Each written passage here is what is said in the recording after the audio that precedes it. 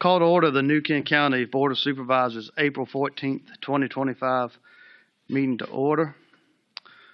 Pastor Hathaway, would you lead us in the invocation and pledge, please? Please stand. Would you stand with me?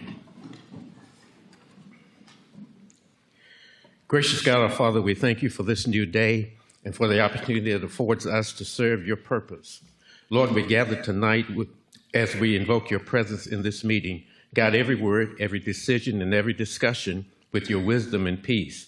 Bless each member of this board. Grant them clarity, courage, and compassion as they lead.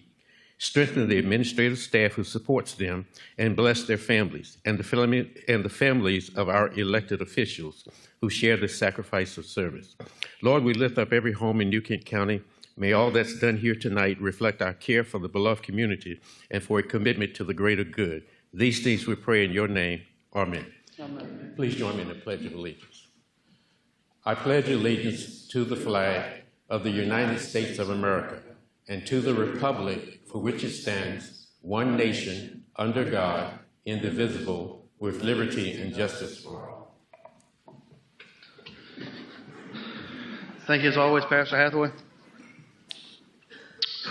Ms. Stanger, will you call the roll, please? Mr. Evelyn? Here. Mr. Moyer? Here. Ms. Pearson? Here. Mr. Spears? Here. Ms. Stewart? Here. Good. Welcome. Welcome everybody watching this evening. Welcome everybody here tonight. First item this evening is the consent agenda. Mr. Chair, I'd like to pull out one of the items on the consent agenda if I could and move it down to special presentations. And that would be under miscellaneous number B, or letter B. Okay. Any other comments, questions, or concern? I'll entertain a motion. Mr. Chairman, I make a motion that we approve the consent agenda except for the two miscellaneous B that's pulled out of there. Thank you. Thank you, Mr. Moyer. Any discussion? If not, Ms. Stanger, poll the members, please. Mr. Moyer? Aye. Ms. Pearson? Aye. Mr. Spears? Aye. Ms. Stewart? Aye. Mr. Evelyn? Aye. Consent approved. Ms. Pearson, I'll turn it back over to you to let the public know about this special resolution. I have two resolutions this evening. Where's yours going?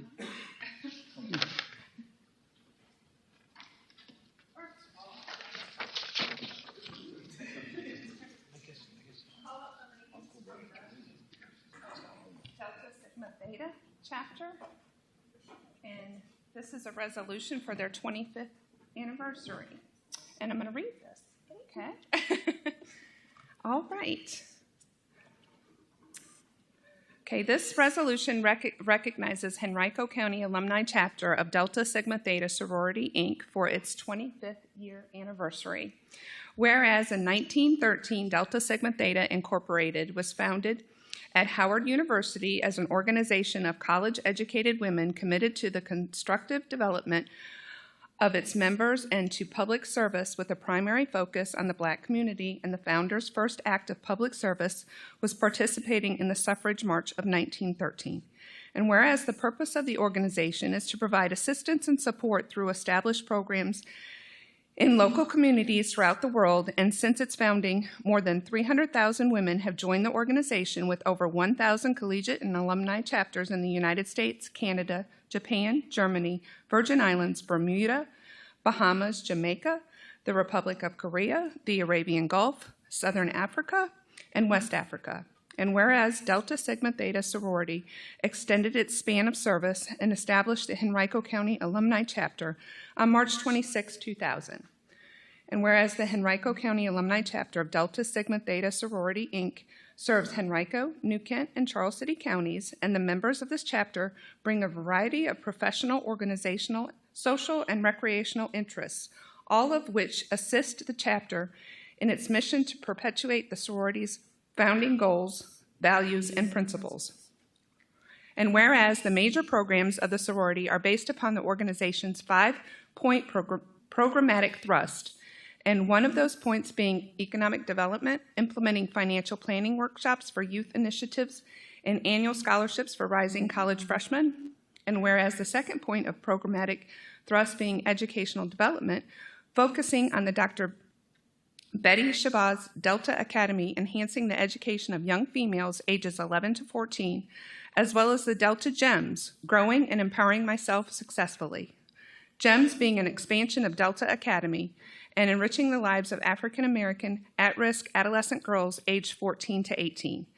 And whereas the third point of programmatic thrust being international awareness and involvement with annual donations to Mary Help of the Sick Mission Hospital and annual water well contributions via Vision World and Delta Sigma Theta sorority. And whereas the chapter's fourth point of programmatic thrust being physical and mental health and the chapter's active participation in National Alliance on Mental Illness, sickle cell anemia, and St. Jude's Walks, as well as an annual health fair unlocking the key to health journey to wellness. And whereas the fifth point of programmatic thrust being political awareness and involvement through local voter awareness, education and registration, partnering and actively participating in Delta Days at the Virginia General Assembly, active participation in legislative campaign to uplift the community and encourage change. And whereas community service efforts have focused on the YMCA Bright Beginnings program and the New Kent Christmas Mother, whereas the chapter takes great pride in their history and accomplishments, while recognizing the importance of looking ahead to the challenges of the future. Now, therefore, be it resolved that the New Kent County Board of Supervisors does hereby recognize and commend the Henrico County Alumni Chapter of Delta Sigma Theta Sorority, Inc. for its 25 years of service. Yes, thank you so much.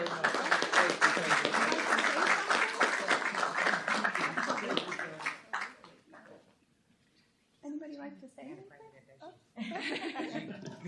Good evening, everyone. My name is Rolanda Thornton. I am the president of Henrico County Alumni Chapter, and I want to thank you so much for this wonderful resolution. Our chapter has been in existence for 25 years. We are community-based service, helping our community from education to the homeless, to the elders, and to anything that we can do publicly to help. We are there to help. I just want to thank you. It's been a pleasure, and it's so excited to work with New Kent County, especially with our young adults and our Delta Academy and our Delta Gyms. The young ladies, they really, really enjoy meeting with them once a month. So on behalf of our chapter, our 300 members chapter of Henrico County Alumni Chapter, I say thank you again.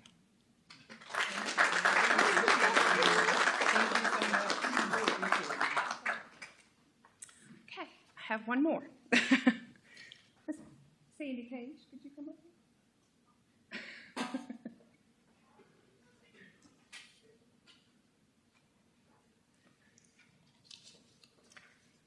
This is twofold for you.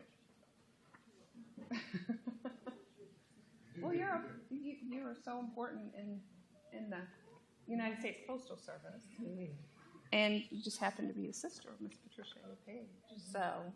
This is a resolution requesting the designation of the current New Kent County Post Office as the Patricia A. Page Post Office Building. And I'll give you a formal resolution once we adopt this, okay? Whereas Patricia A. Page, a dedicated community leader who made history as the first African-American woman to serve on the New Kent County Board of Supervisors, died on November 28, 2023.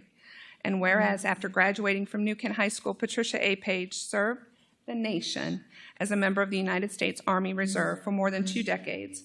And whereas in 2015, Patricia A. Page joined the New Kent Clean County Committee, then ran for and was elected to the New Kent County Board of Supervisors.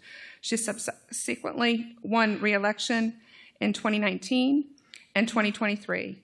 And whereas Patricia A. Page represented the residents of District 3 with integrity and dedication, earning the admiration of her colleagues and constituents alike for her commitment to fairness and unwavering positivity.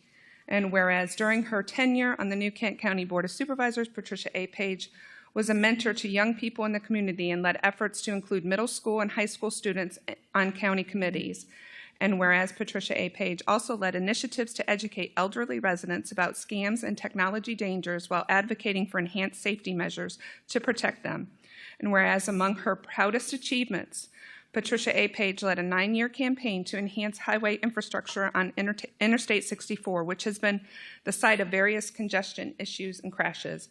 And whereas in December 2022, a $25 million federal aid grant was awarded to widen Interstate 64 between mile markers 205 and 215, and in November 2023, the Commonwealth announced a $756 million project to widen a 29-mile stretch of the highway, most of which is located in New Kent County. Patricia A. Page proudly attended a groundbreaking ceremony for the first phase of the project on November 13, 2023. And whereas Patricia A. Page led a persistent effort to seek approval from the United States Postal Service for the replacement of the former New Kent Post Office due to the aging structure's size and inability to properly accommodate residents and postal workers. And whereas due to Patricia A. Page's advocacy, the United States Postal Service reached an agreement with New Kent County to construct a new post office, which opened to the public in September 2021. And whereas Patricia A. Page will be fondly remembered and greatly missed by numerous family members, friends, and colleagues. Now, therefore, it be resolved that the New Kent County Board of Supervisors hereby requests that the New Kent Post Office, located at 12109 New Kent Highway, New Kent, Virginia, be designated as the Patricia A. Page Post Office Building. And there'll be a formal dedication at when? I don't know. A couple months? In a few months, I think. Probably this fall. This fall. This fall. And I hope that you and your mom and your sister can come to it.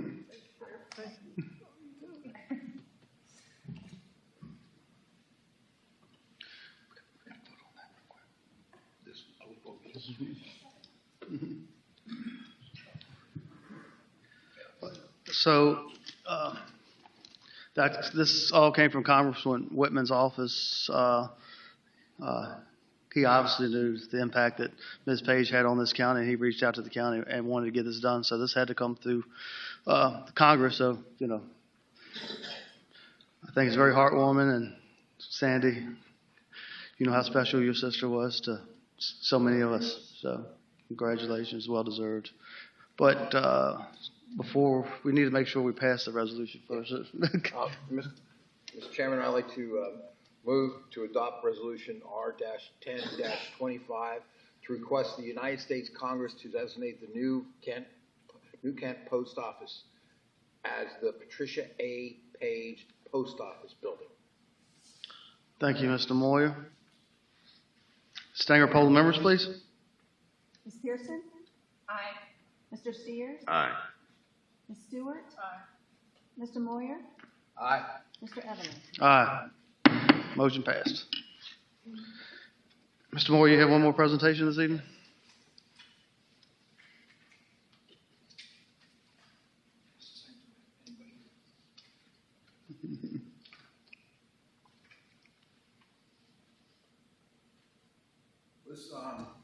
This proclamation is, I'm presenting it because I have a little background in real estate.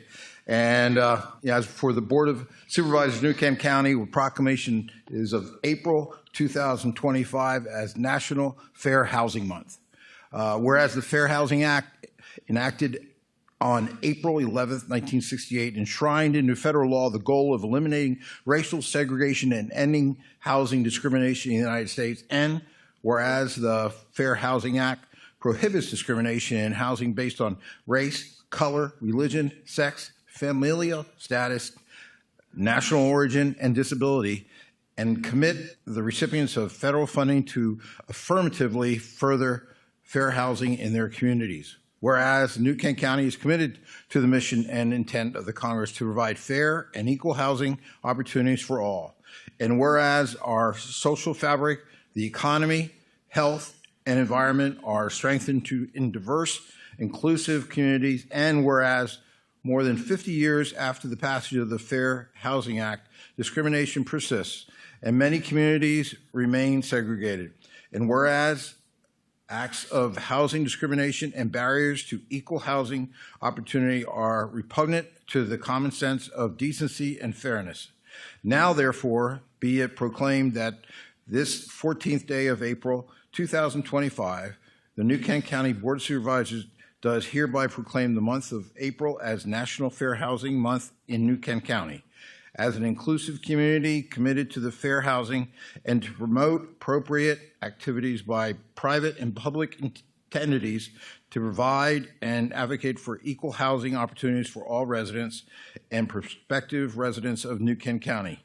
And it's attested by Mr. Rodney Hathaway, County Administrator, and Mr. Thomas Evelyn, Chairman. Thank you.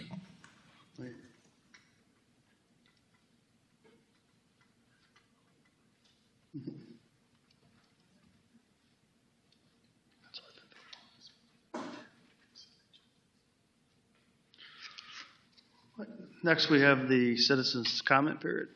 Has anyone signed up?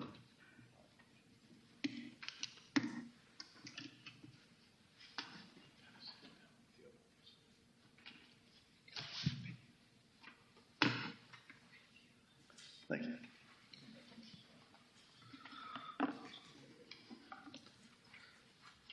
All right, we have a few people signed up this evening, so when I call your name, please come to the podium, state your name and address for the record, and you will be given 3 minutes to speak. First is Joe Swartout. Good evening, Mr. Chair, members of the board. Joe Swartout, 5427 St. Ledger Drive. First of all, again, thank you for allowing us to come up here and address the not just the board, but this wonderful county we have in New Kent.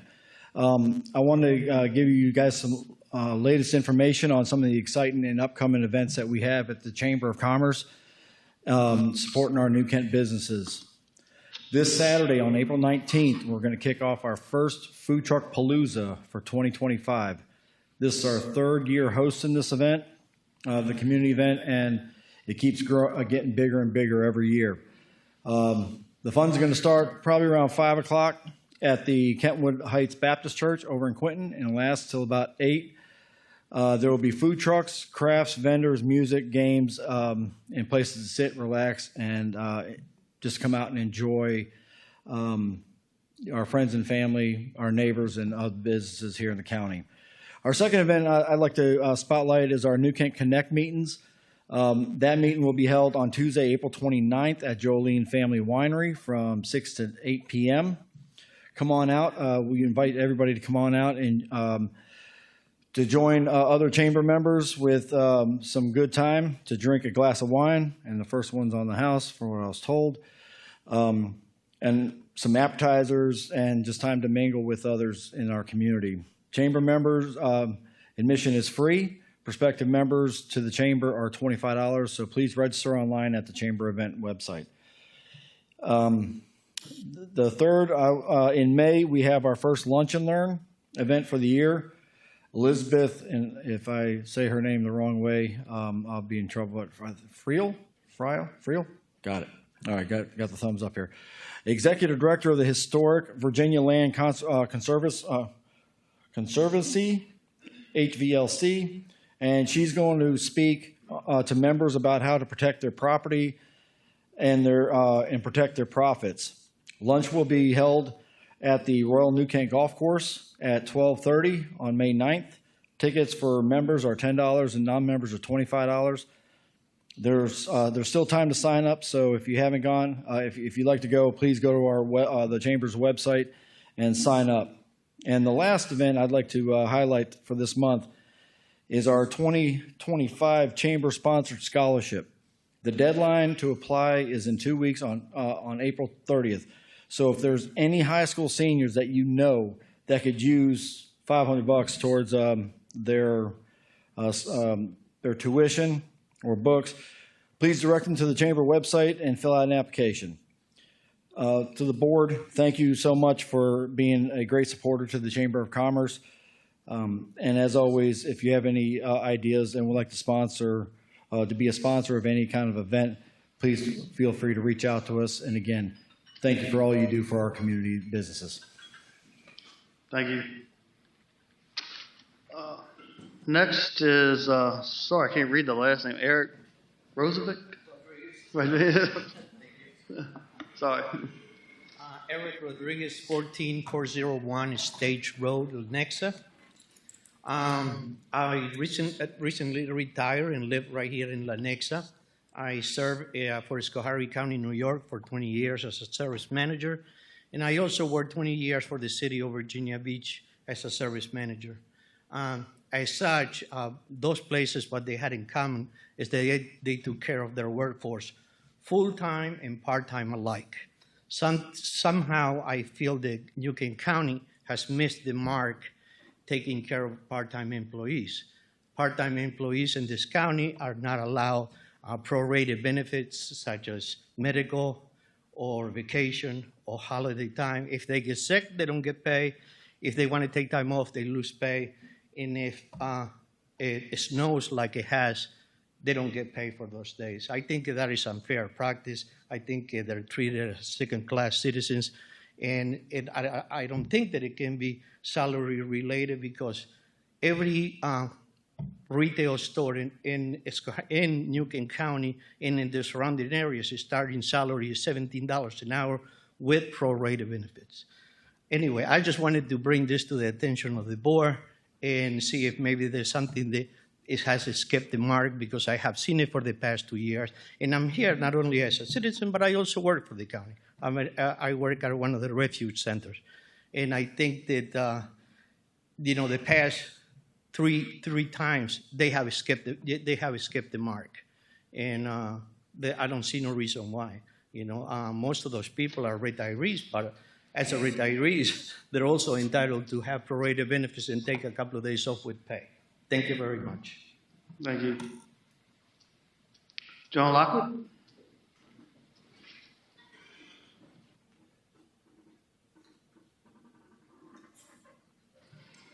Good evening, Mr. Chairman. My name is John Lockwood, 20251 Triangle Road, Barhamsville, Virginia. I just wanted to bring up a couple of things in District 5.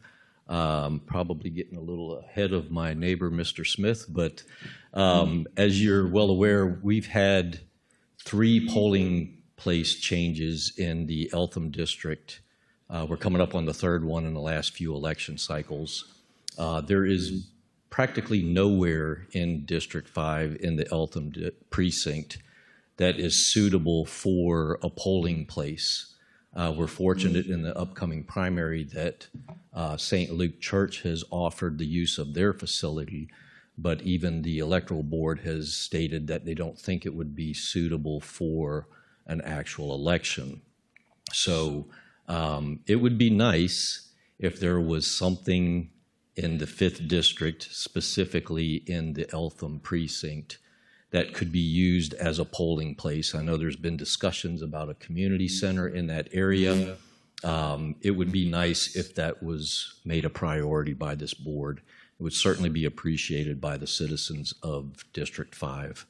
On another note, I just want to announce that Proclaiming Grace Outreach has broken ground for their new food pantry. They've been serving the community for 17 years as a food pantry, regularly scheduled. And we will be doing a formal groundbreaking and foundation raising in the future, and you will certainly be invited to that. But I just wanted to let the public know we are working towards that goal. We have signed a contract and have broken ground on that project. So thank you very much. Thank you. Mr. William Smith?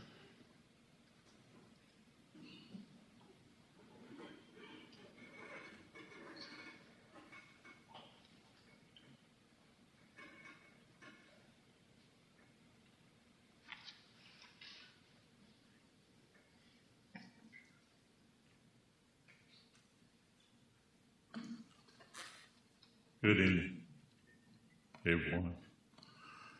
My name is William Morris Smith. I live in District 5, 4240 Hollyford Road, Brownsville. I just want to say a few things.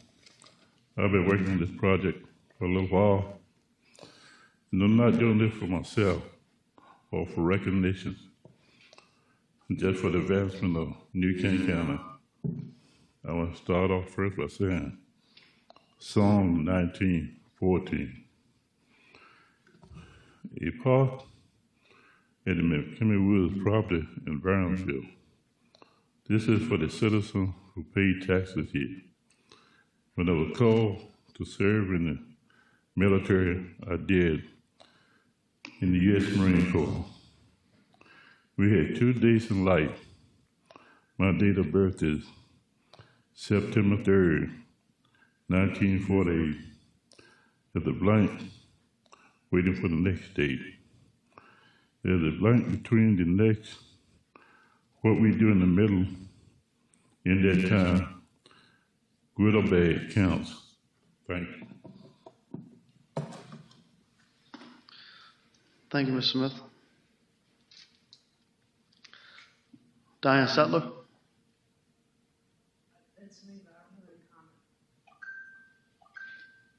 Okay. Wayne Mead.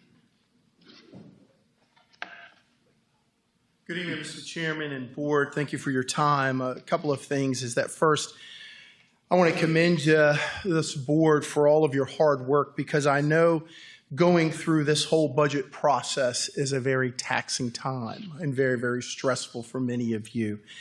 And so my heart goes out to you as you have to make these decisions on how we're going to navigate the county over the next few years.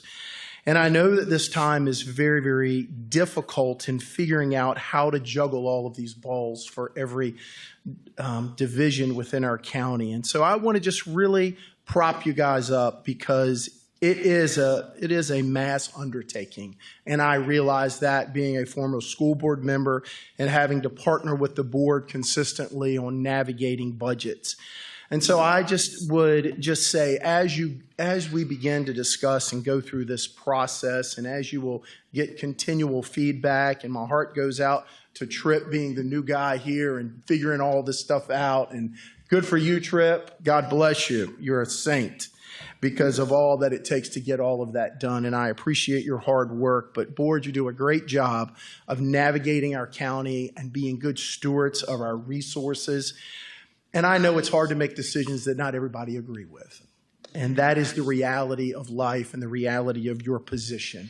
But I commend you and I prop you up for making the hard decisions that look out for our county.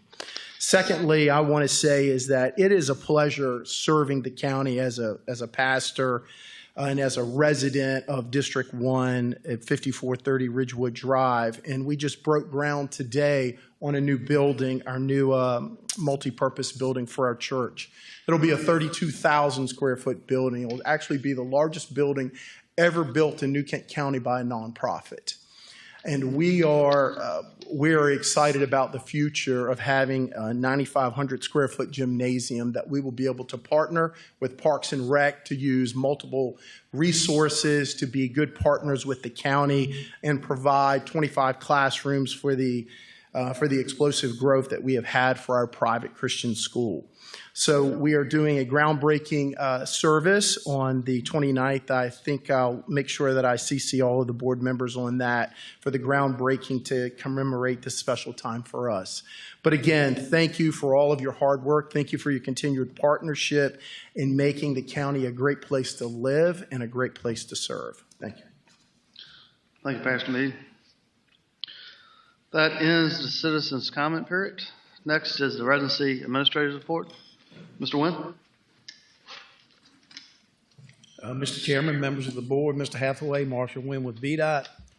This past month, we had 192 work orders and completed 214. Had 10 after-hour call-outs. We've been doing pothole repair and asphalt repairs. To date, we've repaired 683 potholes and counting. Graded the non-hard surface roads in New Kent County. Ditching and shoulder work, tree and brush removal and cleanup. Done some sign replacement and repairs and trash pickup throughout the county. Other than that, I don't have anything else, not unless you have any questions. Thank you, Mr. Wynn. Mr. Moyer. Mr. Wynn, thanks for all you've done. You've done the ditches we've asked to have done. Haven't heard back from the residents yet, but I'm sure we will, if they're right or not. I think they will. I passed them yesterday, and I appreciate taking the trees down at the dam on Route 60. Yes. That was something that was required from that by, I guess, the dam. Dam safety. Dam safety. Exactly. Dam Yes. safety. And we were about to take them down in Patriots Landing, and we went out there one day, and they're gone. So we appreciate that. But I guess they were in the easement. So. Yeah, they were within our right of way, and I've been involved in quite a few dam safety projects before, that sort of thing, and it's real important to have those trees gone for the safety of the dam itself. Right. So thanks for that, and thanks for all you guys do. Okay. Ms. Pearson?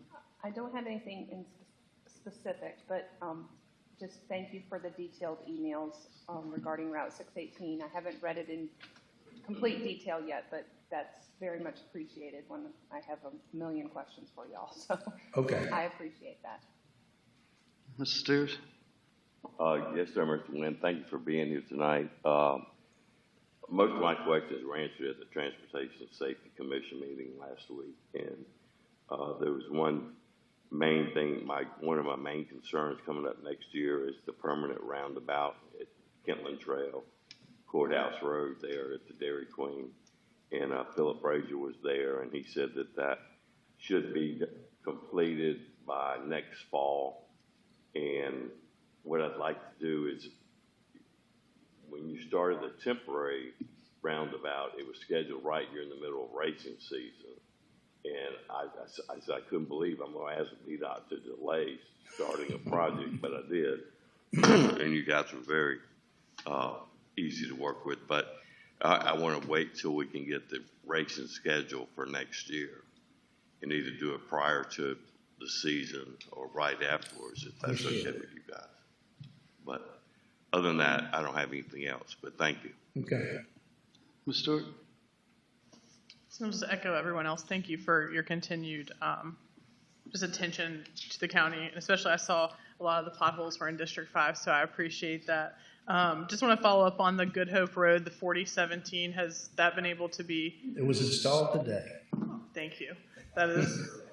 I was going to text you after this if there was a different answer, so thank you. They do have to come back and put asphalt across the road, Okay. so they're going to do that this week. Perfect. Thank you. I really appreciate that. And then two other things I think Mr. Hathaway reached out to you about as well, the Warren Eye Trail and then the Old Telegraph Road. You sent that to me as well, I think. Yes, I did. Yeah.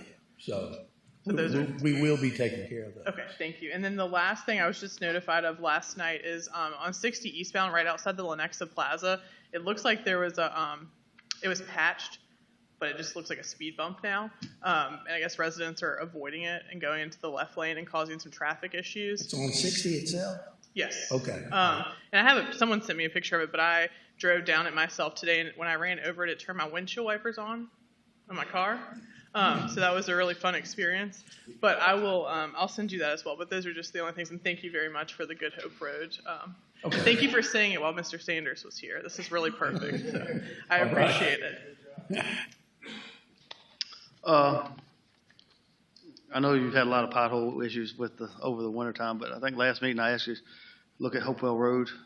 I didn't see that on here. I've had a few phone calls about the potholes on Hopewell Road. So Didn't we do something on Hopewell? Yeah. yeah, Okay. I appreciate it. If you can get, like I said, I know there's a lot been going on. I mean, I know you got a lot of potholes in the county. So when you get a chance, you just take a look at Hopewell Road. I've had a few constituents email me and ask about that. All right. All right. Thank you for being here, Mr. Wynn. All right. Thank you.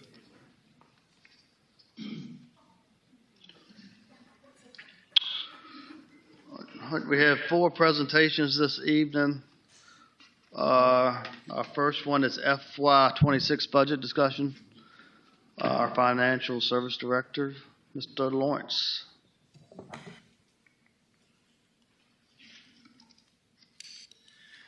Good evening, Mr. Chair, members of the board.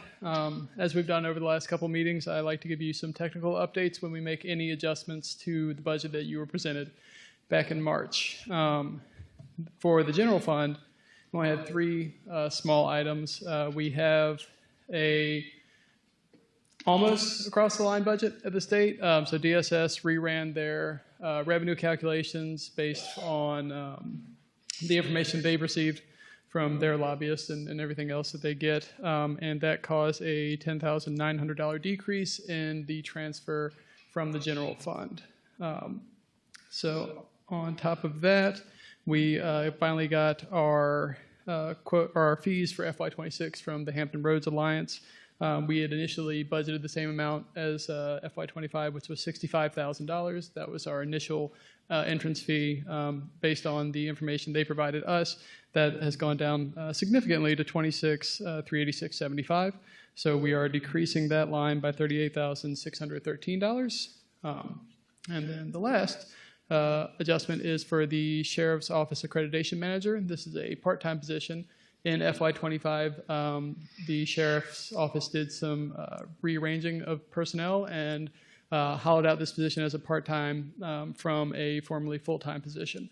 It was missed in the initial personnel calculation, but sheriff and staff reached out to me and said, hey, is there any way we could get that in? We don't have anybody in the position yet, but it is important, and accreditation is vital to show that we are, in line and everything with what is required for the sheriff's office. So we have added that back in. It has no impact on the budget because of the decreases that we showed on the first part of this memo, and the remaining $9,190 is in contingency for the time being until there is further board action. So happy to answer any questions you might have about that. Any questions, Ms. Lauren?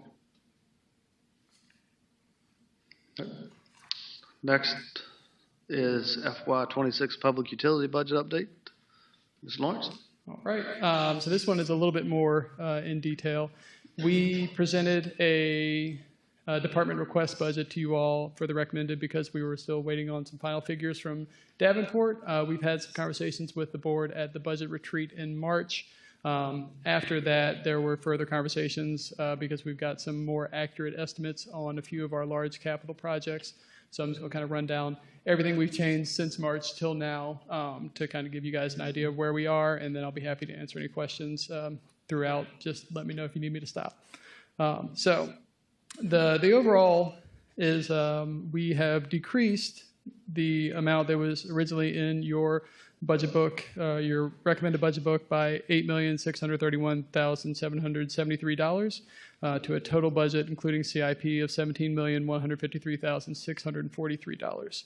Among those adjustments, we reduced the water system interconnector phase 1A from $7 million to $5.5.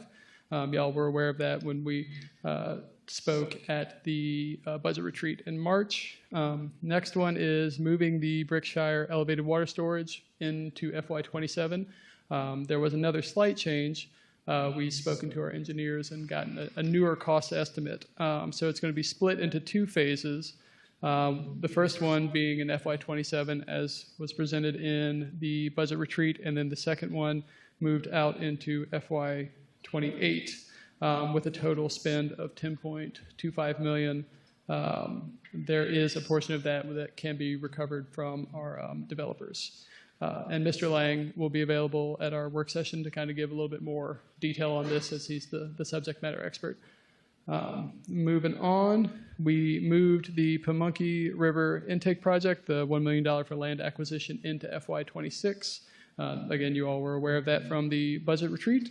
And then we moved the solid stabilization treatment plant from FY26 into what we're going to come to you and ask to move that into FY25 at the next board meeting. So that moves that from $1.5 million in FY26 to zero. And then removed the IntelliPro upgrade, which was a $50,000 savings. There are a few operating adjustments as well. We revisited the personnel lines that were included in the department request, which meant we needed to adjust the health insurance for our new rate and adjust the anticipated pay increase that was included in the recommended. So that that was an increase of $51,790. Public utility staff then reviewed their operating budget as a whole and reduced $253,000 across various line items for multiple areas for supplies and maintenance and things like that. And then the last one, which is something that you all haven't seen before this memo was issued, which would be including a half year's interest for debt service for capital projects in FY26, should the board approve that. We did want to include it in the packet that you got so you would see the overall impact. And I'll kind of walk through how we got there here in a second. But that is related to a $13 million borrowing in FY26, with the full payment being around 1.043, and that payment would need, or those payments would need to be made in FY27 in full. So again, I spoke a little bit about the Brickshire elevated water tank being split.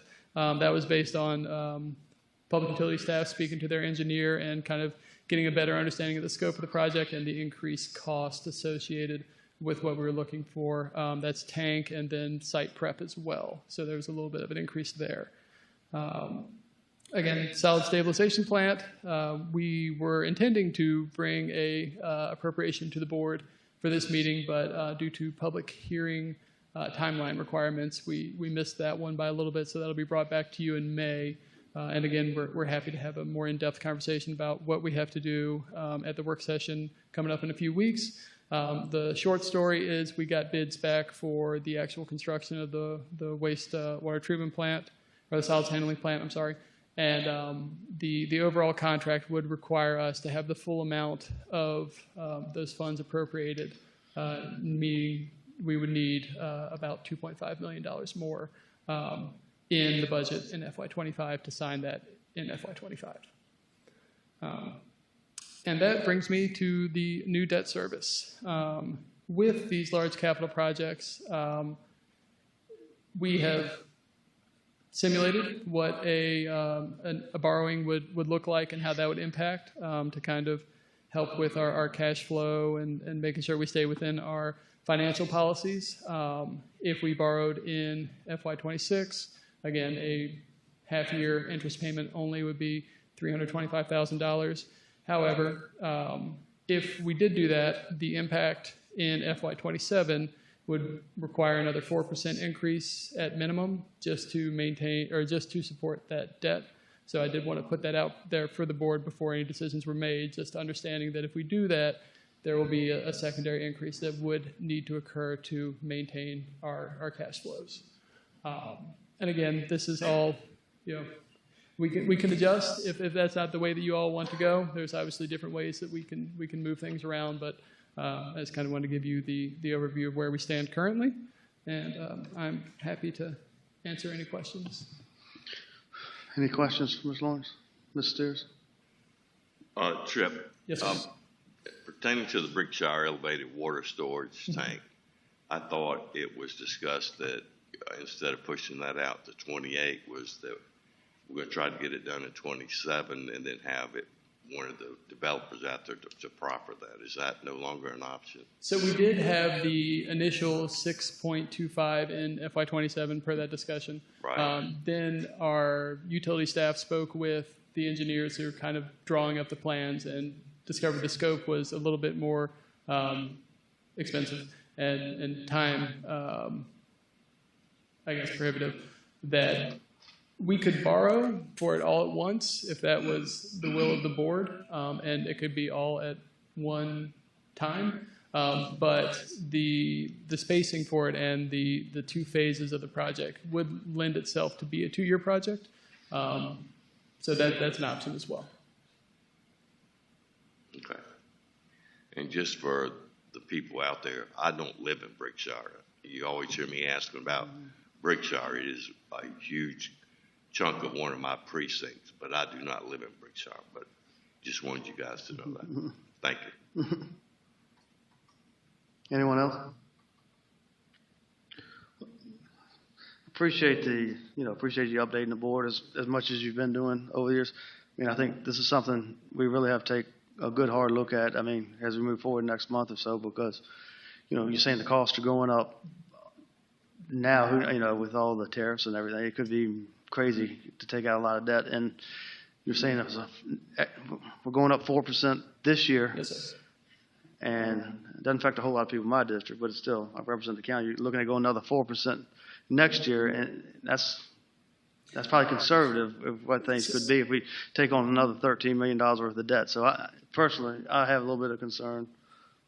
Yes, and that extra 4% again is kind of excluding any other capital projects or any other items. That would just be on That's not counting anything that could come up. Yes, sir. So that's a lot of hard water to swallow. But we're happy to get you any. No, I think it's been done a great job. We really appreciate all the information. Yes, sir. Thank you. Thank you.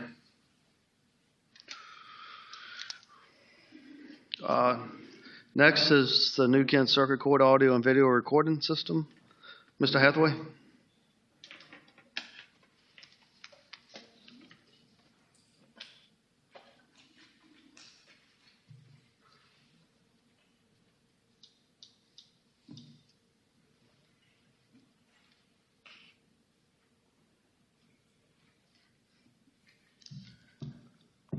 Thank you, Mr. Chairman and members of the board. You have before you a work proposal for the purchase and installation of an audio and recording system for the circuit court clerk. We are experiencing a statewide, it might be a national problem, but the availability of stenographers has really become an issue, especially in this region.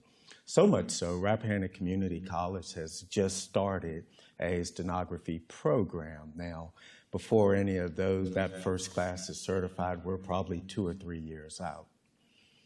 While this is a big concern to us, there are certain proceedings in the circuit court that require that a transcript be kept of those proceedings.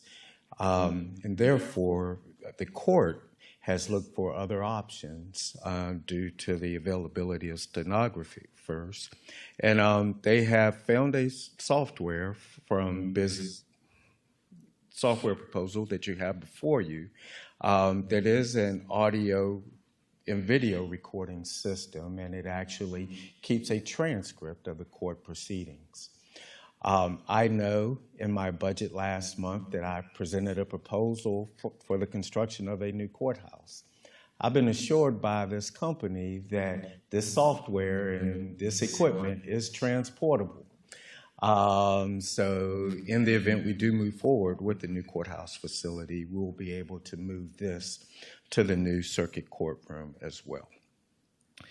The total cost of this software you have before you, and I've even broken down the cost for you, but it is a cost not to exceed $117,601. In that cost, I have included a small contingency, and I've also included an estimate for network and wiring installation that would be the county's responsibility to accommodate the software.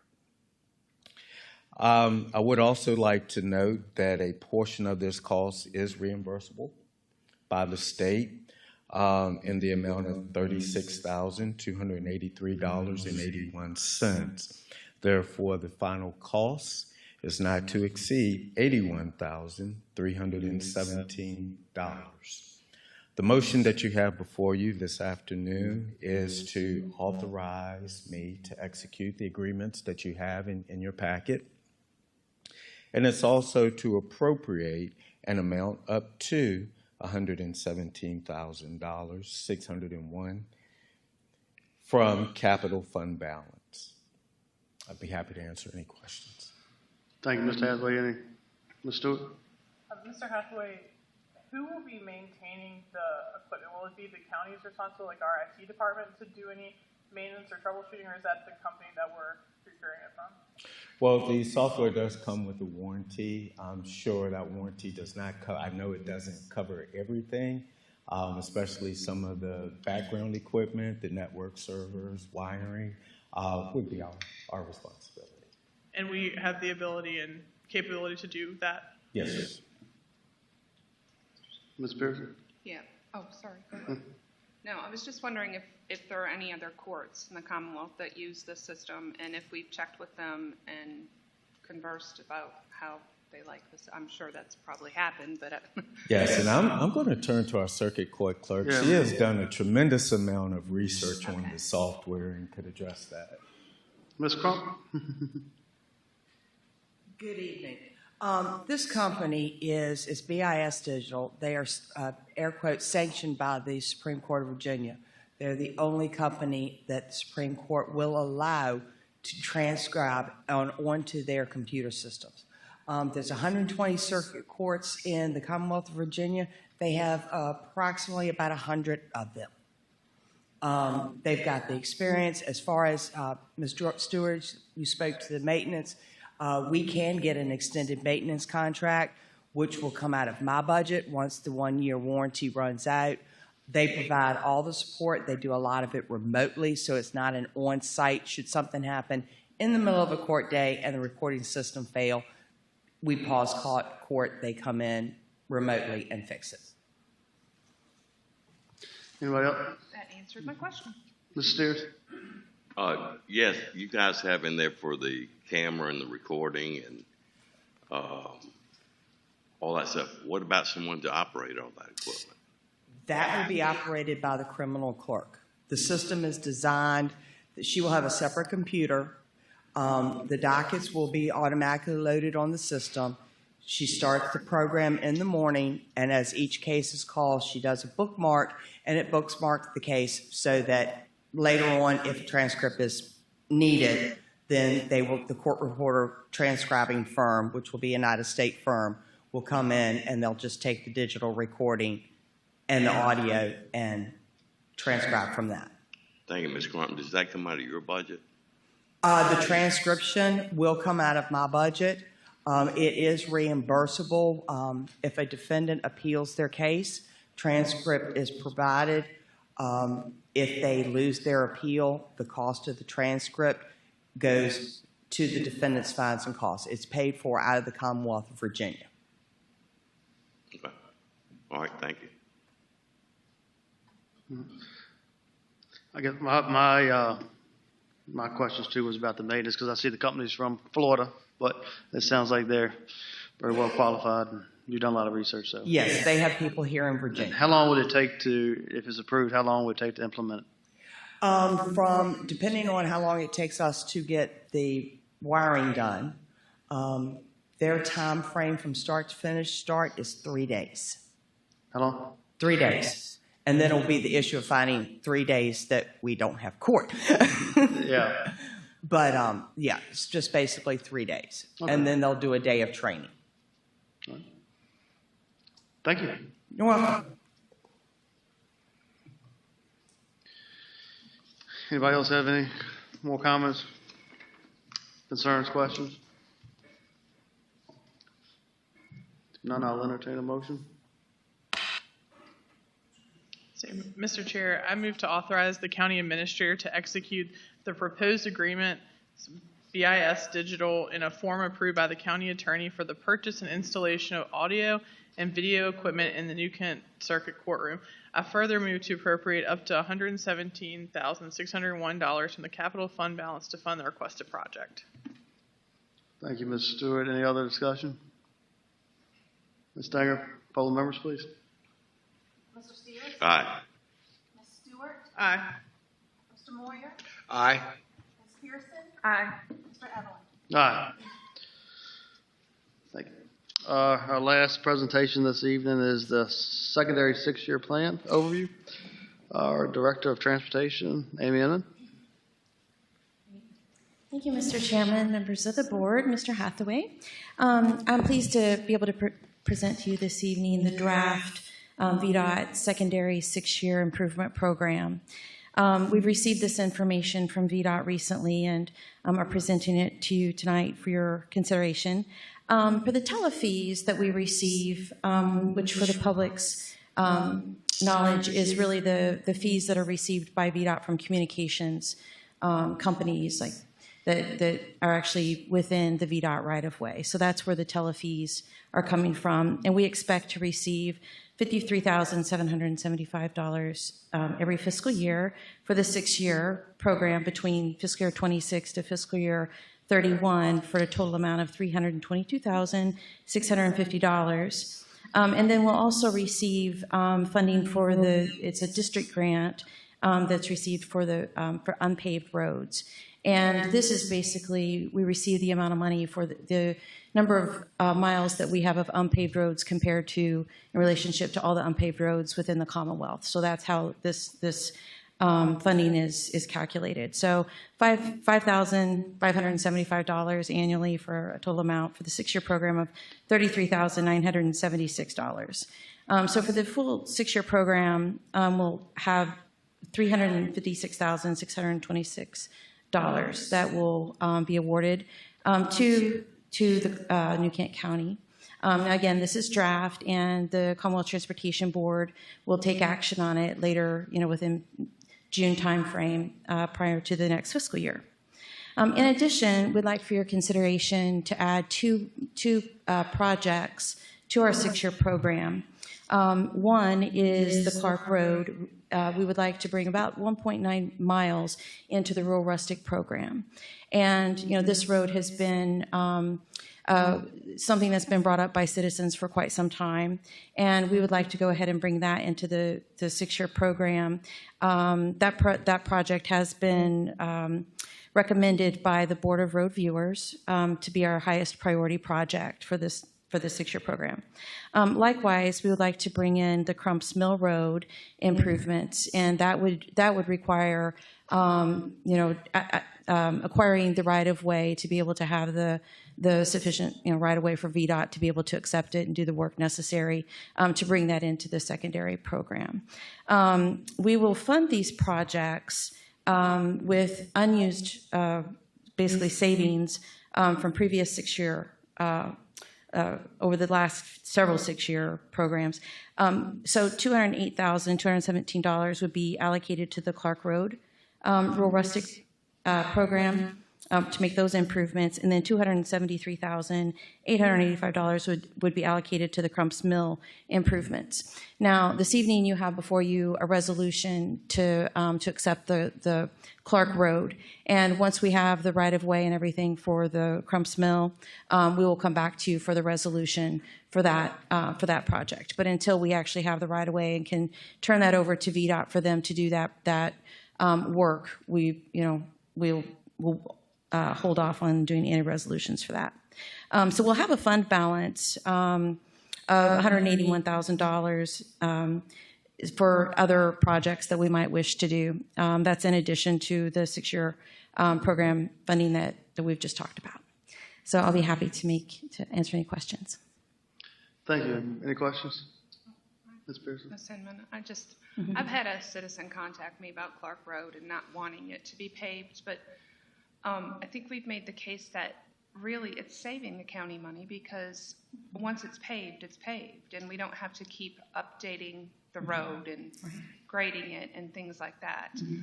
My other point I'd like to make is that every citizen on that road has the right to have public safety get to them in an expedient manner. So, I just think that that's the best path forward for Clark Road. Yes, ma'am. Can you think of anything that would, why you would not recommend it to be No, paved? I believe we should maintain our roads in a state of good repair, and I think this is a really good project to bring this road up into that state of good repair and be able to maintain it going forward. Ideally, we would like to see that for all of our secondary and rural rustic roads, and I think that's what we will strive for. So I think this is a good start and a good use of this funding at this time. One of the other things that was brought up was speeding on the road because it would be paved. I'm sure those roads will have a very low speed limit on them, though, I would think. I believe it's 35 miles an hour, but we can work with VDOT on that. Thank you. Yes, ma'am. Anyone else? I'd just like to, I'm not going to call it what I normally call it. Mr. Wynn and Mr. Frazier have been here a long time working on this.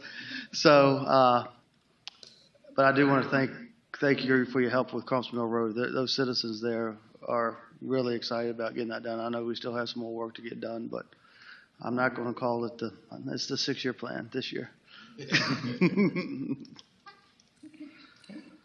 Any other comments? No, I entertain a motion. Mr. Chair, I move to authorize the county administrator to execute the proposed VDOT secondary 6-year plan allocation document. I further move to approve resolution R-12-25 to designate a portion of Clark Road as the rural rustic road. Thank you, Mr. Moyer. Any other discussion? Ms. Stanger, poll the members, please. Ms. Stewart? Aye. Mr. Moyer? Aye. Ms. Pearson? Aye. Mr. Steers? Aye. Mr. Evelyn? Aye. Motion passed. Thank you. Yep.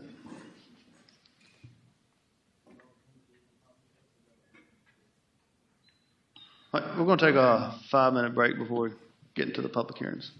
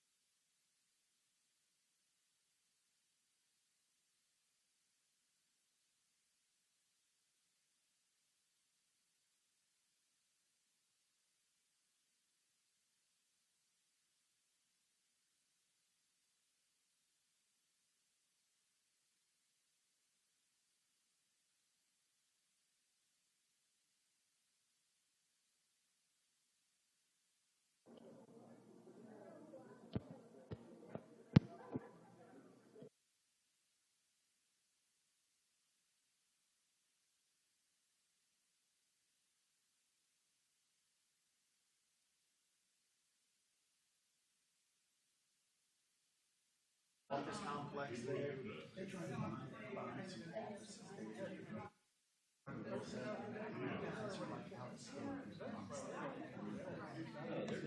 No, are they letting you work for him? But he didn't.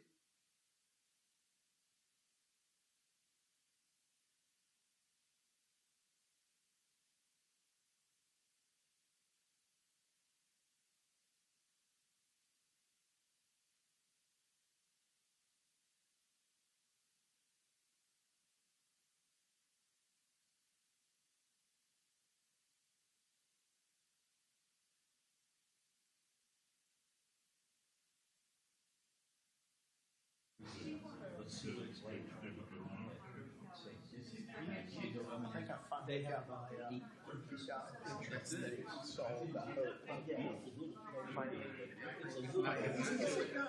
so I stay upset.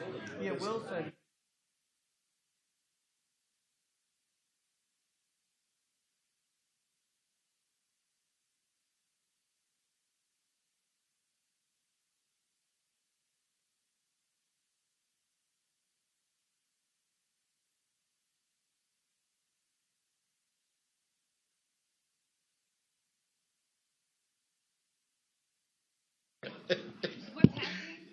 He does that at church.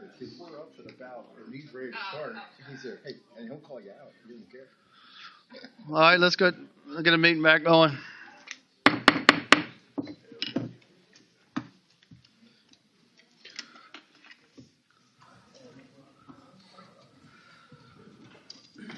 Call the meeting back to order. We have 4 public hearings this evening.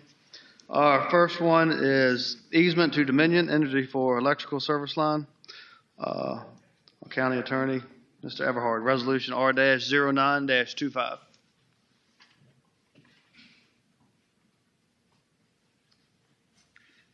Good evening, Mr. Chairman, members of the board. Before you is a resolution R-0925. Back in the year 2017, the Board of Supervisors was an applicant for a conditional use permit to place a cellular tower on the Henrico Jail East property. And then now years later, they're wishing to build that tower. And in order for them to use it, they need power, electric power. So Dominion is requesting an easement across county property to access the tower. And because of Virginia Code Section 15.2-1800B, whenever we dispose of real property, including easements across our property, we have to do a public hearing. So here before you to ask that the board approve this resolution, and the right-of-way agreement is attached. Thank you. I'll open the public hearing. Anyone signed up? No one signed up? I'll close this public hearing. Any questions? Mr. Everett?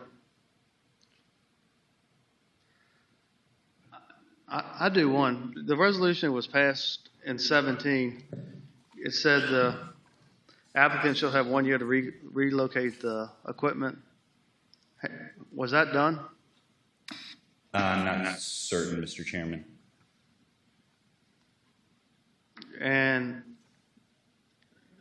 I guess maybe chief or sheriff could answer. We're supposed to have the highest operable position on the tower. Is that?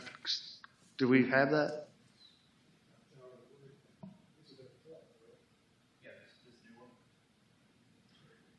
I mean, are we on this? Are we going to have? I mean, it said a dedication at the highest operable position shall be reserved solely for New Kent County. For future years, I'm not aware of any. But I'm saying, well, just for the tower, that was how it had been set up. That the sheriff's or the emergency services would have the top point of the tower for our emergency. I guess my point is, I just want to make sure that's done. If we want to grant them, some power, and that stuff wasn't done, then I have some concerns. Because I know how stuff can happen. So. Right, and there was supposed to be somebody from Dominion here tonight, and I guess they're not here.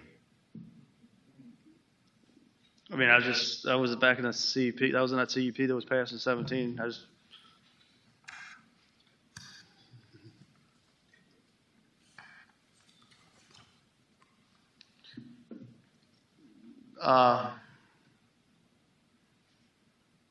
Is it okay if the board, I mean, could we find those questions? Does the board have any problems tabling that until the work session or something to get those answers? We would need to do it at another night meeting because it is a public hearing. So we would. I thought if you had the public hearing, you have 30 days. Well, also, it's the advertising rules have changed.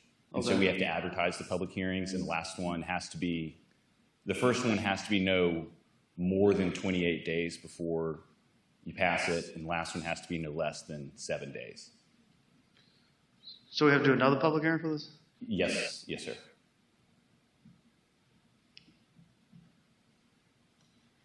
Are you Let's do sure? it. Are you sure that we have to do that? Because aren't we hearing it right now? What, do we need to hear it again? And if so, why do we need to hear it again? Well, my understanding is that we would need to do a public hearing when we take the action to actually dispose it. And when we dispose it, you have to have the public hearing, and then when you have the public hearing, you have to advertise it within a certain time frame. If the advertisement rules were different, we could take action in the future without. The action has to be done within the notice being taken. There must be some new.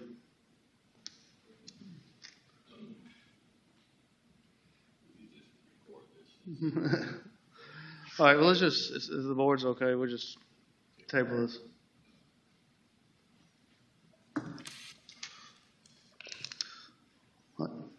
Thank you.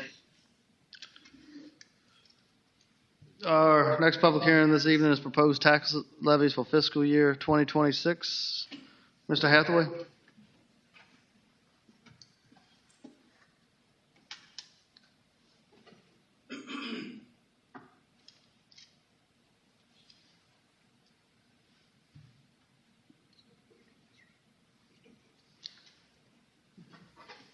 Thank you, Mr. Chairman and members of the board. You have before you the advertisement for the proposed FY26 tax levy, which does involve a change to our real estate rate. All other taxes are proposed to remain the same, but the real estate rate is advertised at 62 cents per 100, which is a 3-cent increase on the real estate rate. Overall, that 3-cent increase on the real estate rate will increase our projected revenues by 5.08%, generating an additional $1,620,000 in county revenues for FY26. The increase is proposed to support the following planned projects. One is the implementation of a proposed public safety pay plan. Total cost of the public safety pay plan is $1.1 million. The increase would also go towards covering the debt service for 2 capital projects. One being the construction of a new elementary school to replace the current New Kent Elementary School, and the other project being the construction of a new courthouse. Total project cost is $130 million, which would create an annual debt service of $8.7 million. We believe that we can cover, we know with the plan that we've developed, that we can cover that annual debt service with an additional 2 cents on the real estate rate. And we can cover the cost of the public safety plan with an additional penny, 1 cent increase on the real estate rate. And therefore, we've proposed a 3-cent increase. A 3-cent increase, this chart is just an example of the impact of a 3-cent increase. But even with that, I'm not showing this chart to minimize the impact. We know that this is a tough economy, and any increase on the tax and any additional expenditure we take very seriously. But if you do look at the average home price in the county of about $400,000, the impact of the proposed 3-cent increase would be $120. That's $40 for each penny. And this chart shows the impact based on the value of the appraised property, assessed property.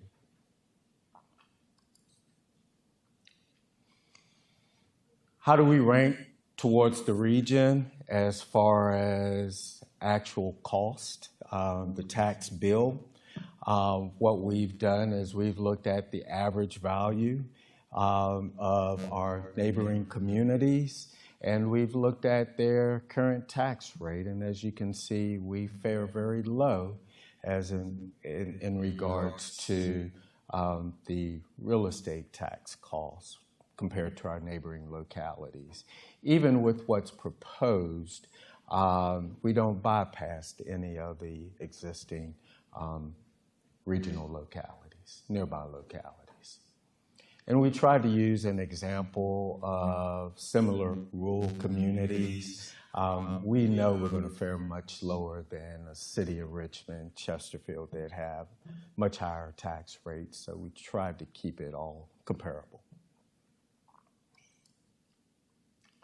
And the following chart also ranks us. It not only looks at the Richmond region, but it looks at the Middle Peninsula and the Peninsula and shows where we fare with our current tax rate. And just for your information, I've provided some information on what's being proposed by other localities for next fiscal year. Quite a few localities are proposing increases, but even with our proposed increase, we will still remain near the bottom as far as tax rates.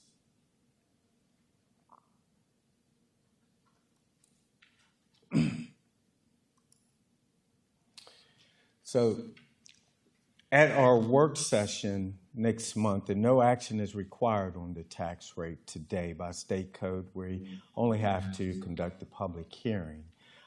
The action would be considered during the adoption of the budget, which is planned for our May work session meeting.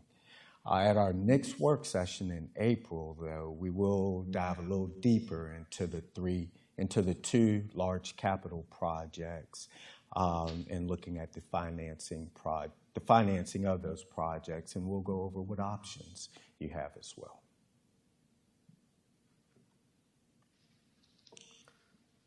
And I'd be happy to answer any questions. I'll open the public hearing. Anyone signed up? Okay. Charles City is missing because they won't present their budget until April 22nd this month. So I'm not sure what they're proposing because they haven't presented it yet. We can't talk. All right, so we have one person signed up this evening, Ms. Isabel White Jarvis. I know. Yes, ma'am, very well.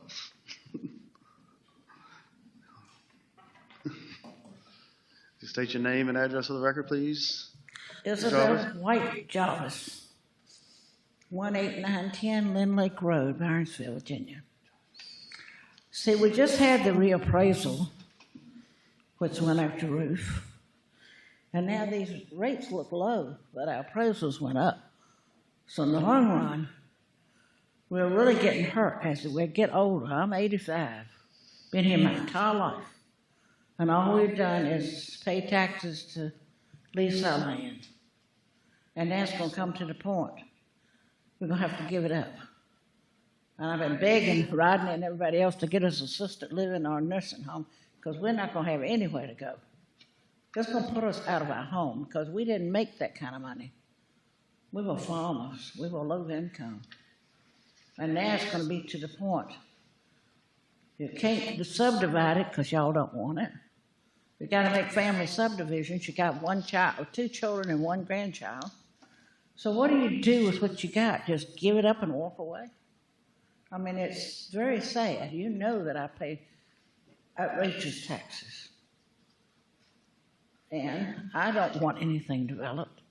I want to be able to look at a field as long as I live. But the way it's getting, it's going to get to the point that we won't be able to do it. Because New Kent has got all these, if we could have West New Kent and New Kent down there where we are, then we wouldn't require all the services out there. We would be great. And our road is pitiful. It's not wide enough for what they put on it, potholes, whatever. We don't have enough cops on it. I got blowed up coming to work, coming up here, because I was doing the speed limit. So we're down in where they forget us. And 1 penny, anything counts against us. If you see what kind of income we have when we're this old, we don't have what y'all have. And I don't have but 1 child in New Kent County. And I got 1 grandchild that's going to come move behind me, but I think he's crazy. He ought to go somewhere else. Because it's getting to the point we can't afford it. And what do we have? We need something to bring us some money, like grocery stores and something down that way. And not food line, please. But we need something to get us some money down there. And 220 is a good exit. But James City's going to beat us to it if we don't watch it. They're going to get it right across the line, and all the tax money will go down. So please do something. I don't want all these. And when you do a school and a courthouse, they pay for all these architecture. Supposedly, if we get somebody, your schools ought to be where you could add on to them, and they ought to be basic schools, not all this thing like we got before. I heard somebody say we could have got 2 in Chesterfield for the price of the last one. I won't say who said it, but anyway, I think we ought to watch our budget a little bit better. We have to. Thank you, Ms. Jarvis. Thank you. I appreciate it. All right, I'll close the public hearing. We can't vote on this evening, so our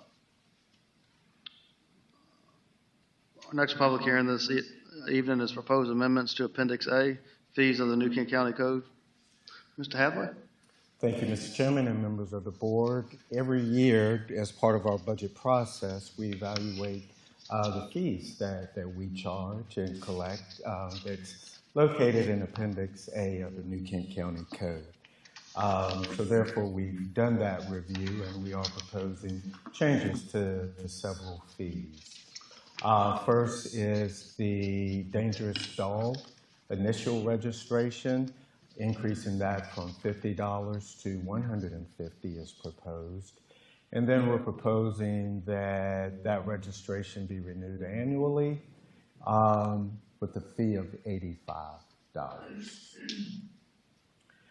In the building permit fees, we've been asked to take a look at our building permit fees that we're currently collecting.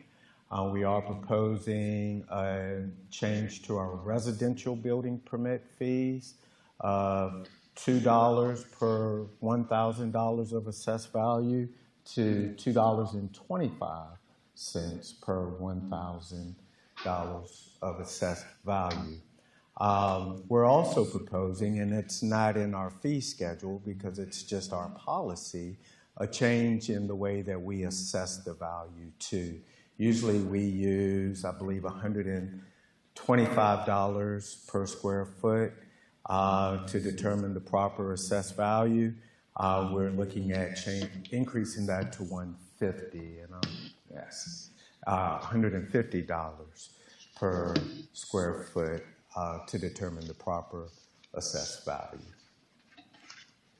We're also proposing a change to our zoning verification fee, which is part of the building permit application fee.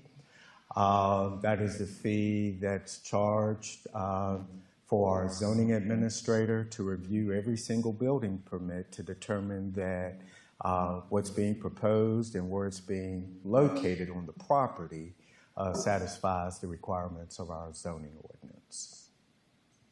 We also have some cost recovery fees that we're proposing, and you probably say every year we come to you with changes to our cost recovery fee. Well, this is a fee that's really dictated by the insurance providers. They tell us how much we can charge for services, and that's what we base our fees on. And then for our private events, we've looked at those fees and our costs to cover private events. And we are proposing an increase for our private events. And that concludes our fee change. I believe we have some changes to our public utilities fee, but that's a separate public hearing. All right, I'll open the public hearing. Has anyone signed up? No one signed up. Ms. Pearson, you have a question? I just have a question. Mr. Hathaway. Yes. On the public safety fees, I assume that these increases are also contributing to the public safety plan, the upgrade, because it said it cost $1.1 million and 1 cent doesn't cover $1.1 million. So I would assume that these are contributing to that as well. Yes, they do. We've projected the revenue collected from the increase fees, and that's part of the general fund. Actually, we've covered everything we've covered about half of the public safety plan with no fee increase. There's an additional about $540,000 that's needed to cover the entire cost. And most of this is passed on to the insurance companies. It's not passed on to our residents, correct? That is correct. I mean, per se. We do bill the insurance companies. That is correct. And we don't go after those that can't necessarily. We have a compassionate billing process. We'll send a bill, and I shouldn't say this out loud. Yeah, I just wanted to reiterate that, though, that most of this comes from the insurance companies. That's correct. Yeah, Stuart. I just had one question. Mr. Hathaway, can you remind me who designates a dog to be dangerous? Is it the court? It is the court. And so we have the ability to add on this renewal fee. That doesn't have to go through the court or anything. We just can do that. That's correct. We set the fee. So. Okay, and we can create a new fee to renew. Okay, and do you know? And maybe this is a question for our sheriff. About how many dangerous dogs we have in the county? Is this a big source of revenue, or? That I don't know. It is not a tremendous source of revenue, but a lot of it is set out by state code. So some of these fee increases, a portion of it, it's going to be a higher portion that has to go back to the state. So if you look at the $150, 90 of that goes to the state and 60 would remain with the county. Regarding the $85 renewal fee, 25 would go to the state and 65 would remain in the county. So we actually pay it up front, and then the state will bill us. Okay, thank you. Anybody else?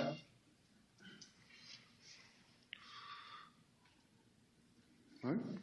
Our last public hearing this evening is proposed amendment of Appendix A and establishment of Appendix B, public utility fees of the New Kent County Code. Mr. Hathaway again. Yes, thank you, Mr. Chairman, members of the board. We're proposing to reformat Appendix A and create an Appendix B to lump all of our public utility fees together. We just think it's an easier document to maneuver and for the public to read through.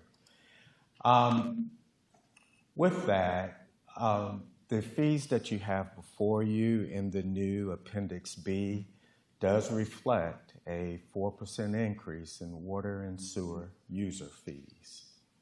No increases are proposed for connection and availability fees.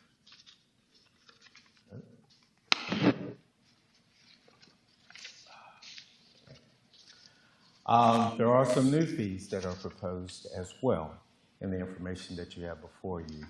The first is a plan review fee for major utility assets such as pumping stations, elevated storage tanks, and et cetera.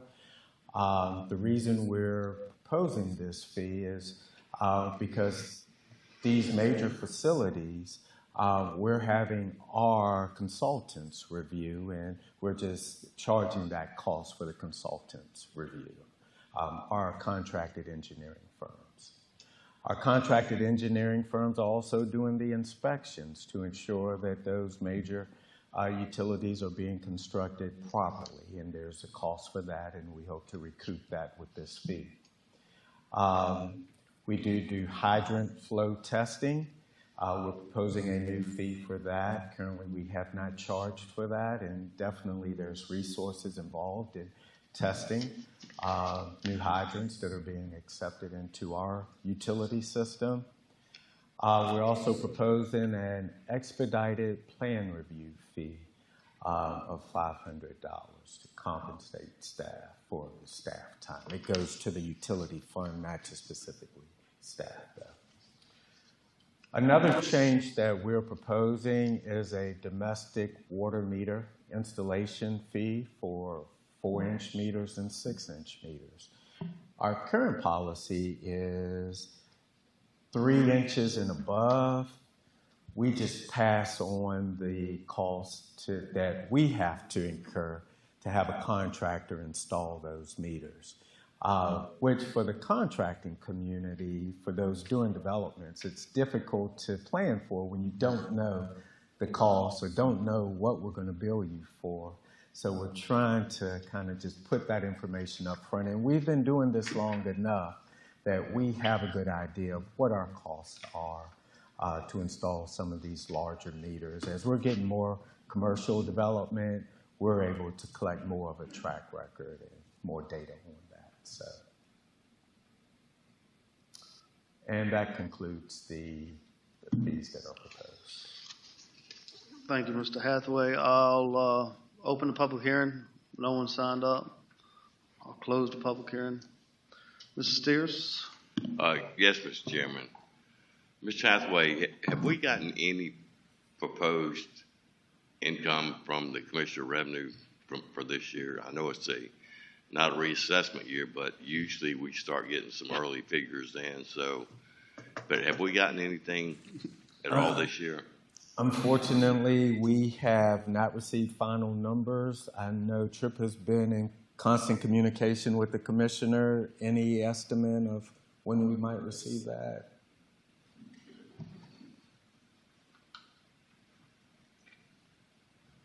As of, I believe, a week ago, we were getting closer to final figures. I would assume probably sometime in the next week and a half, we'd have a solid number for real estate.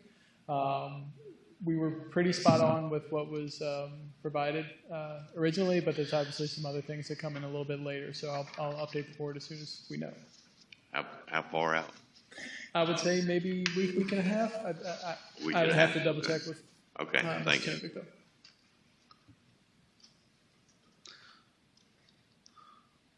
Anyone else? So we seem to think that, hopefully by the work session, we should have that number. It'll help us plan a little better. Any other comments or questions for Mr. Hathaway on this? I would just ask, for the public to know this is all proposed now. But I would ask the board, we have a work session coming up and then a budget meeting. To be thinking about working with staff and deciding what we want to do before the last meeting. Staff looks like they laid it out pretty simple. They're proposing a 3 cents tax increase, one for public safety, one for the school, one for the courthouse building. So I would suggest each and every one of us talk to our constituents, see how they feel, and come back and let's discuss it and get this thing worked out. So.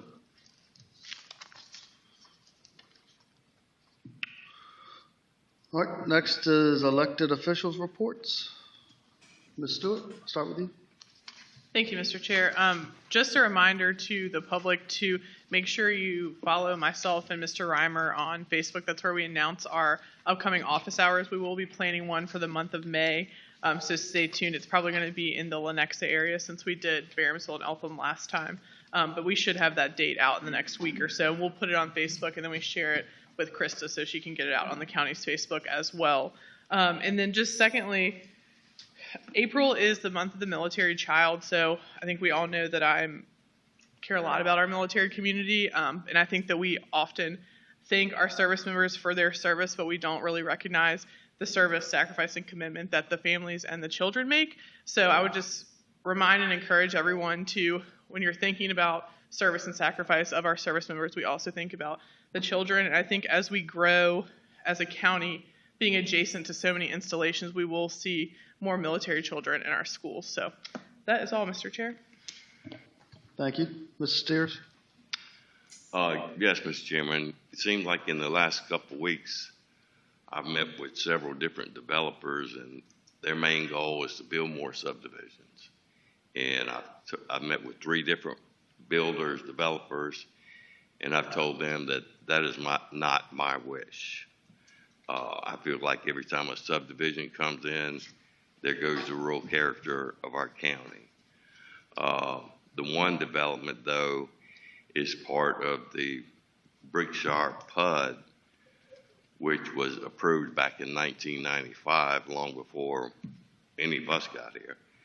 And there's one section that they're proposing to build 200 homes, and then in another section around the Royal New Kent Golf Course, another 300 homes. But since there's no way to stop that PUD, but what I'm trying to do is at least get them to bring in natural gas. You can heat your home, and gas stove and all that's about half of what it would cost you for electricity. And then not only would that service those homes, but it could be extended to serve the entire community of Brickshire. I did meet with one developer who has heard about affordable housing, and he wants to come up with a plan and then present it to the county for some property that he owns that he would like to propose building more of an affordable housing subdivision with $275,000 to $300,000 homes. And but anyway, that's with the county give and take, and maybe some changes in ordinances. And I'm not sure how far we will go with that. But anyway, just let you guys know that the developers are knocking at the door.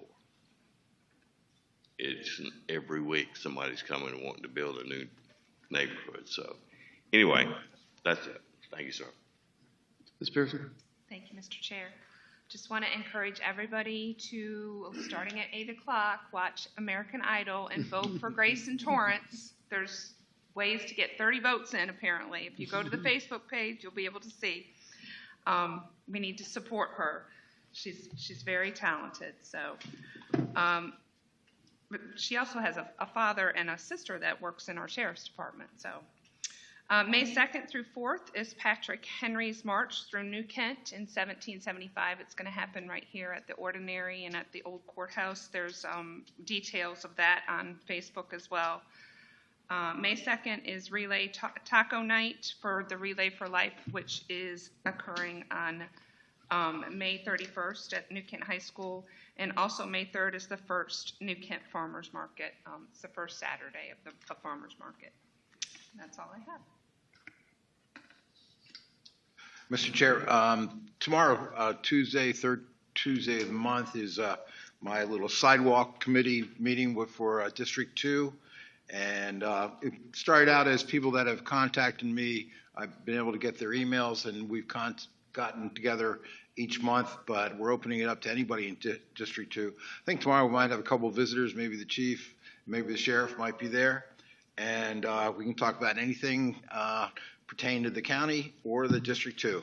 The one thing I will be bringing along is during the VDOT meeting the other day, they talked about a traffic calming guide, which is a guide that VDOT puts out that goes through the steps on how to calm the traffic. One example would be Longview Road in Five Lakes. We've had a number of issues with speeding through that, and this gives a few ideas on what's acceptable to VDOT and what should be tried by our citizens and by our county. So we'll go through that tomorrow with them. So that's about it. Thank you. I know, I think Mr. Hathaway sent the board an email about a conflict that I think Mr. Moyer and Mr. Hathaway have on our April 29th meeting. Does anybody have any problems if we switch the meeting to April, our work session to April 28th, Monday? Could you kind of go, can you let us public know what you and Mr. Hathaway are going to? Yeah. Mr. Hathaway and myself are going to the what's sponsored by Chamber RVA is an intercity visit that we take in. We're hosted this year by Greenville, South Carolina, to get some ideas on what they've done in their past. I think most people that have gone through Greenville, South Carolina have seen a very much of a renaissance down there and what they've done. Not that we're bringing city life to New Kent, but they also have done a lot with their rural areas right around the city too. And so we're going to try to glean some information on that. Plus, Mr. Hathaway's gone before, and he tells me it's a great opportunity to intermingle with the region that we actually live in. A lot of people, the mayor of Richmond and a few other, all the Henrico supervisors are going. So it will be an interesting meeting but that's what we need to be down there sometime in the afternoon of the 29th. So that's why we need to change it to the 28th. Okay? That's long winded. Thank you. All right. So no problems with 28th from anyone. All right. Mr. Chair, if we could have a motion to amend the calendar to change the meeting on the 29th to the 28th at the same time. Mr. Chair, I'll make that motion to amend the next work session to Monday, April 28th at 9 a.m. instead of Tuesday, April 28th. Thank you. Ms. Stanger, poll the members, please. Mr. Moyer? Aye. Ms. Pearson? Aye. Mr. Steers? Aye. Ms. Stewart? Aye. Mr. Evelyn? Aye. Motion passed. Mr. Hathaway, staff reports. Yes, I have a couple of items, but first I will defer to Mr. Everett. Yes, Mr. Chairman. I was looking up the code sections last July. This is reference whether or not we need to have a public hearing to pass the easement that we talked about before. Most of the other sections of the Virginia Code that reference public hearings and notice requirements were changed so that the notice had to be within a certain number of days of the action. The one in this particular case did not, so we can actually have this on the 20. Well, yeah, the 28th. Okay. Thank you. All right. Yes. Before you, in front of you, you should have Resolution R14-25. Titled Virginia Department of Transportation Land Use Permit Resolution. What this is whenever you do work within a VDOT right-of-way that requires a land use permit, VDOT can require the posting of a bond, and I believe it's usually a minimum of $5,000, and it depends on the work that's done. For localities, though, VDOT will waive that bonding requirement with the adoption of the resolution that you have before you. And this is VDOT language and their standard resolution that they require of all localities. We're in the process, as you know, of constructing Fire Station number 6. We are at a point where we need to do some easement improvements. And with the adoption of this, we will not be required to post a bond. But this doesn't just apply to Station 6. This will apply to any work we do within the right-of-way. In your last year's budget, funding was approved for the installation of new gateway signage too within the county, and we're getting close to beginning that project too. So, Thank you, Mr. Hathaway. Anybody have any questions on the resolution? None, I'll entertain a motion.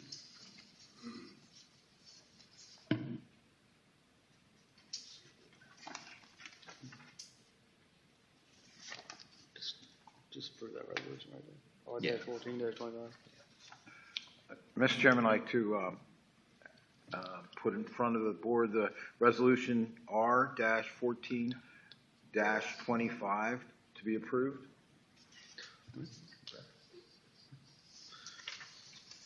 Ms. Stanger, poll the members, please. Ms. Pearson? Aye. Mr. Steers? Aye. Ms. Stewart? Aye. Mr. Moyer? Aye. Mr. Evelyn? Aye. Motion passed. and Mr. Chairman, I have two other just announcements. Saturday, April 19th, from 8:30 to 11:30, the Sheriff's Office will be hosting a rabies and microchip clinic. $10 per vaccination, $15 per chip, and the location will be, I guess, in this front parking lot here in the administrative complex. We also have on April 26th, the Clean County Committee from 9 to 1 p.m. will be hosting their annual recycling event where they'll be accepting tires, electronics. They'll be hosting shredding and accepting various other items as well. Oh, and that location is here at the administration building as well. Thank you. Thank you, Mr. Hathaway. Any other staff reports? No, sir. Chair, I think I'm going to get kicked off the Clean County Committee because I forgot that one. That's fine. Mr. Steers, you have something?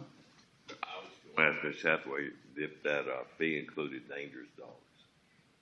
No. All right, thank you. All right, any other business from board members? All right, next, appointments delegated by district.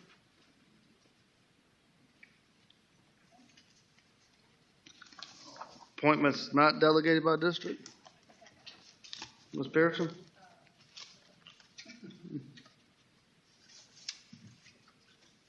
I move to appoint Nancy Nolan as an at-large representative to the Clean County Committee to complete a term ending December 31st, 2025. Any others? I move to appoint Jillian Davenport as the Juvenile Court Services Unit representative to the Community Policy and Management Team to complete a 2-year term beginning January 1st, 2024 and ending June 30th, 2026.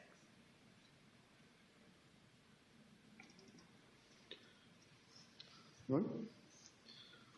Mr. Stanger, will you call the roll on appointments and boards not delegated by district? Mr. Steers? Aye. Ms. Stewart? Aye. Mr. Moyer?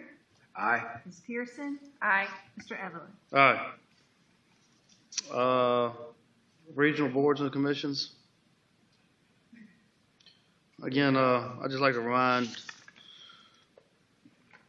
everybody about the CVTA appointment. Lisa Guthrie wants to resign, and I can put on, if I get her all, I mean, she wants to resign, but she'll go on a historic commission, a couple other commissions for me. So if anybody knows anybody that wants to join the CVTA, please keep that in mind, because that is a countywide position. Yes. Mr. Chair, we need to appoint Rodney Hathaway Yes. as the board representative to the Capital Area Agency on Aging. But is that the board staff appointment? That's the next one. Yeah, that's the next one. Oh, sorry. I thought, sorry about that. That's fine. All right. So, Ms. Pierce, for appointments of board and You're going to make me read that again? Yeah. I know. Fat finger. I move to appoint Rodney A. Hathaway as the board representative to the Capital Area Agency on Aging, the SPAN Center, which is formerly known as Senior Connection, to a term ending December 31st, 2027, the Board of Directors. Thank you. Ms. Stanger, will you poll the members, please? Ms. Stewart? Aye. Mr. Moyer? Aye. Ms. Pearson? Aye. Mr. Steers? Aye. Mr. Evelyn? Aye. Our next regularly scheduled meeting of the Board of Supervisors will be held at 6 p.m. on Tuesday, May 6, 2025, and the next work session will be held at 9 a.m. on Monday, April 28, 2025, both in the boardroom and the county administration building. Thanks, everybody, for coming out. Have a happy Easter and Holy Week this week. Just kind of remember what this season is for. I mean, we go out and it's very important. So with saying that, I'll have a motion for adjournment. So moved. Ms. Stanger, poll the members, please. Mr. Moyer? Aye. Ms. Pearson? Aye. Mr. Steers? Oh, get on. Aye. Ms. Stewart? Aye. Mr. Evelyn? Aye. Meeting adjourned. Thank you.